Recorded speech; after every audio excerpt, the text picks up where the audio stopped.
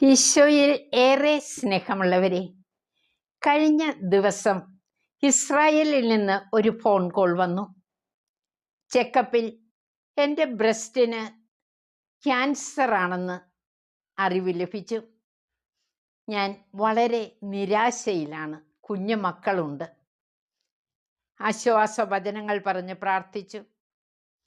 ആശ്വാസം ലഭിച്ചു എന്ന പ്രത്യാശയിലാണ്. എന്നാൽ 31കാരി സ്പാനിഷ് യുവതി ബെലൻ എന്നെ അത്ഭുതപ്പെടുത്തുന്നു. കഴുത്തിന് പിന്നിൽ ഒരു വേദനയായിട്ടാണ് ഹോസ്പിറ്റലിൽ പോയത്. മാരകമായ ക്യാൻസർ നട്ടെല്ലിനെ ബാധിച്ചിരിക്കുന്നു. ആദ്യം പതറിയെങ്കിലും പിന്നീട് ദൈവ തൃക്കരങ്ങളിൽ നിന്ന് ആ രോഗം ബെലൻ സ്വീകരിച്ചു. മരുന്നുകൾക്ക് ഫലമില്ല.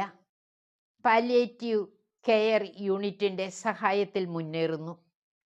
ഇന്ന് അത്ഭുതങ്ങളും അടയാളങ്ങളും പ്രവർത്തിക്കുന്ന ഒരു വ്യക്തിയാണ് ബെലൻ. മാത്രമല്ല, സോഷ്യൽ മീഡിയയിലൂടെ വചനം പങ്കിടുന്നു. സങ്കീർത്തനം 42:5 പറയുന്നില്ലേ, എൻ്റെ ആത്മാവേ, നീ എന്തിനു വിഷാദിക്കുന്നു? നീ എന്തിനു നെടുവീർപ്പിടുന്നു? ദൈവത്തിൽ പ്രത്യാശ വയ്ക്കുക. നമുക്ക് നമ്മെ തന്നെ ദൈവകരങ്ങളിലേക്ക് സമർപ്പിക്കാം. ദൈവം നൽകുന്നതെന്തും ദൈവ തൃക്കരങ്ങളിൽ നിന്ന് സ്നേഹത്തോടെ സന്തോഷത്തോടെ സ്വീകരിക്കാം.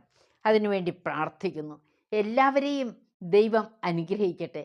ഈ നിമിഷം ആരെങ്കിലും പ്രത്യാശ നഷ്ടപ്പെട്ടിട്ടുള്ളവരാണെങ്കിൽ അവരിലേക്ക് ദൈവത്തിൻ്റെ കരുണ വർഷിക്കാൻ വേണ്ടി പ്രാർത്ഥിക്കുന്നു. എല്ലാവരെയും ദൈവം കൃപ കൊണ്ട് നിറയ്ക്കട്ടെ.